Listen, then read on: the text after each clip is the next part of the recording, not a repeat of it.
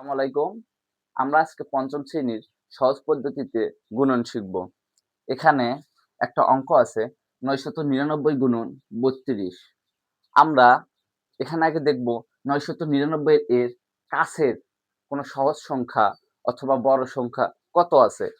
১০০০, ২০০০, ৩০০০, ৪০০০, ৫০০০ এগুলোর মধ্যে কোনটা ৯৯৯ এর কাছে হবে? ৯৯৯ এর কাছের সহজ সংখ্যা হচ্ছে ১০০০। আমরা লিখব ১০০০। এই ১০০০ থেকে যদি আমরা ১ বিয়োগ করি তাহলেই তো এই ৯৯৯ হবে। তারপর গুণন আছে, গুণন দিলাম ৩২, ৩২ দিলাম। তারপরে এই ১০০০ এর সাথে একবার আমরা ৩২ গুণন করব, এই ১ এর সাথে ৩২ গুণন করব। ১০০০ গুণন ৩২, এই যে বিয়োগ আছে বিয়োগ দিব।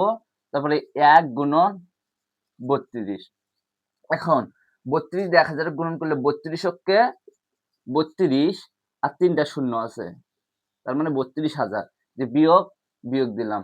আর ৩২ ক ১ দিয়ে গুণন করলে ৩২। এখন ২ আছে ১০ মিলে শূন্যকে ১০ ধরা লাগবে। ২ আছে ১০ মিলাতে কত? ৮।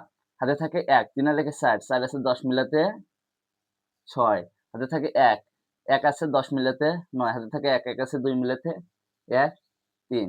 ৩১,৯৬৮। এটাই আমাদের অ্যান্সার। এরকমভাবে আমরা সহজ পদ্ধতিতে গুণন করতে পারবো। ধন্যবাদ।